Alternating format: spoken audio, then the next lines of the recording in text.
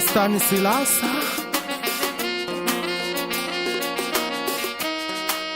Eugène Assime Sinon Stan Corée Tombloé Maître Rabitana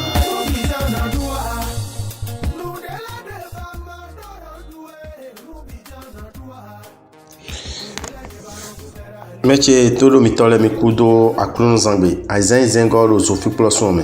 mi mei agbokwegbe tombo do aso alobodo asio mi na blo tede ro egbe si zangbe no mi mayon blo a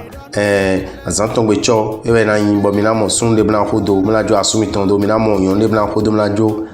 asimi tondo be kan yan zantongbe cho we me ma do aso alo we me ma do asia mi na do no jiro ani tuno jiro me de do nu global won inu we me mon koton egbesi anzangbe o ena tepomna do wan yen do nu e de ena do tonwe bo kan do mi la kwesi apapre mi ku mo ve de wun mi kacho weekend de na fo we ku mi na zanwa we ku aizengo mi me agbozu kameton le bo do asu alo bo do asio le loje nu na me mi ton ni besi kwegbe ni besi asimi tonji alo asu mi tonji we me ma ka do asu alo we me ma do asia me na do ndo jiro ana a pe me de wayi bo me mon koton ji o amoro egbeso ji ena do ni do jiro mi na wuli alo nu ena ro tabeni one bokado la kwesi apakwe yo tadagbe la kwesi apakwe amo amayon bloa akwe amado nu kunto ana insizanto bokana vodo no jiro la mena no ganisi apakwe yo an tun pomlo jiro an do ganjiro agbazame do revode sule mina no pokawi we kwi akana zanwa we kwi watongo mi me kai we do bule mina do mi lojo mi me ko maudo aso al mi me maudo asia mi ni blu tete bo tun do jiro egbesi azangbe yo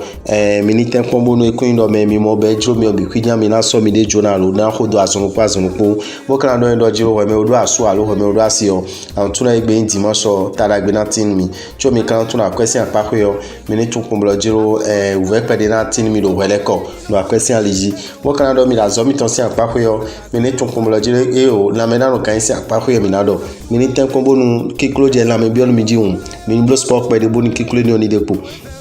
we kwe mi na zanwa we kwi kande we go we me kai agasa mi na do ni lo we me ma do aso alo we me ma do asia mi na do jiro ani tuno jo me na aso na alo asinu yo me mo koton ani black pe do egbesi azangbe mo kan do jiro mi me ko do aso alo mi me do asio mi tuno jo kondo ponati na super sipotetin cho mi kan bodo mi do jo mi ni tun pom lo jiro kan ko lo me egbeton mi na mo mi de do jiro nde kun so ala po mi nu mi o ete otu nde mi za ko wa mo do semeno do ayo me o e wa mi na pon mona tunoje nchi ko kana support mi do weekend o sin fifo medin we kwe mi na zanwa we kwi kono pogo we me kai kini bolu gbe mi to se o mi na do no jiro ani tun pom lo jiro kan ko lo medin o ni tempombo jo mededo bona tan medebo volo aime bonu nkiko ajije na tin na super sipotentin we me maka do aso alo we me ma do asia mi na do no jiro me na asunu alo me na asinu yo me mo koton ani black pe me mo koton mi na mo mi de le tro ba je mo koton lenji na je mi moji bokana do no jiro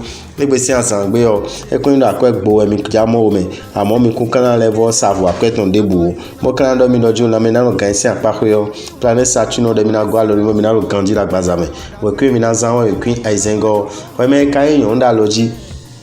bodo aso alobodo asio me na do kondo po ni tin na super sipotentin we me kalo fieshi yen bo ma do aso alobo ma do asia me na do hojo hodido nu hojo hosin wa lo dagbe dide o ena zon wo me na into ya na imi moto o kan lo do je ibadanu e do we ni ton we ni tempon oblo we de do boyon pon mo o kan bodo mi do jiro ni tro planet le keke ti mo le mi na go alo mi bo akwezi kamiton de mi akwena ton otu mo e kusona ton mo mi na maîtriser nu ero finele bi bokana godo mi dojo minute we kwi mi na san we kwi ugo we me kalo no dagan yo bodo asu alobodo asio mi na do ni rojiro ani tun pum rojiro egbesi asangbe o eje donu me we ni tenko mo tun gbogbo gragla blo o tun rojiro me de so we nda ho yin me bokana no we mi ma do asu alo we ma do asia doji ani tun pum rojiro kan ko lo medin o me na asu no me alo me na asinu yo me mo koton ani black pe me mo koton to bokana godo mi dojo mi ni tun rojiro ve pede yo ena tin mi do egbesi azangbe da kwesi akpakwe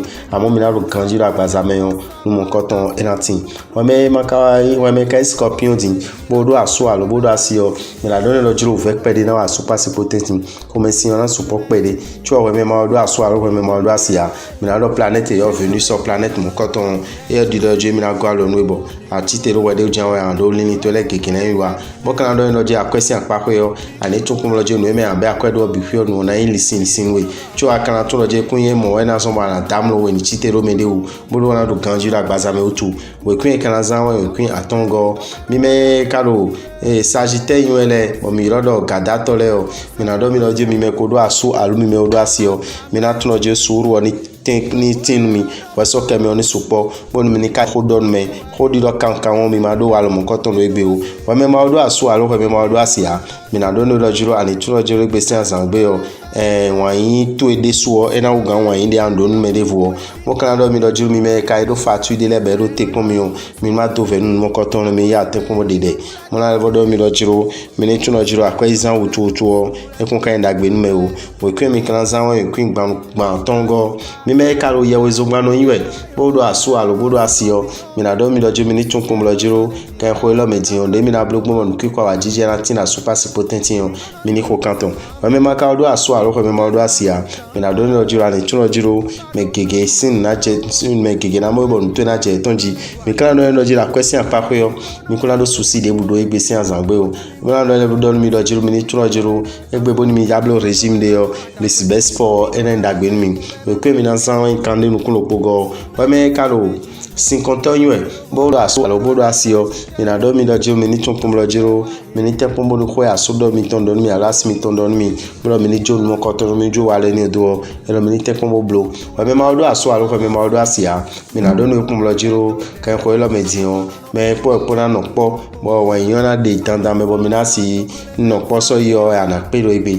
o kan do no akwesi apako yo ani topology planet yo mercure planet mo koton elo mi na ko alo mi amon mi ni blo te do ko me si ona support do amon ma do tu we kwe mi kan zan wa we kwin ko aton no ko atongo mi me karo we vi ywe bo gbe mi ton se mo do asu alo bodo asio mi na te po ma blo te de bo ko me si si o ni ma no po ha mi ka bo mi na fo weekend lo wa me ma ka do asu alo ko me ma do asia mi na do no te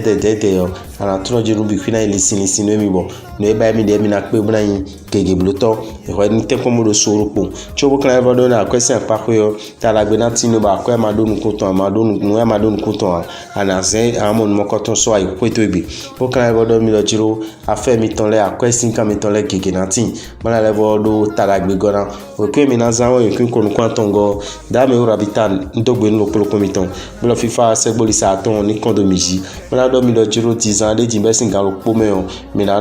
go sin niki mona do bembereke don bembereke si se million na beru 13 chuo mina fo fina mona son mona ibani kwara mina do mo jemende buto mi diablo consultation ya mi diamo miwe yo meilleur 96 44 90 89 allo mi on sait WhatsApp 94 46 15 75 ma oberotas fifa ni mo kondolo ko mi ton leji ena chenu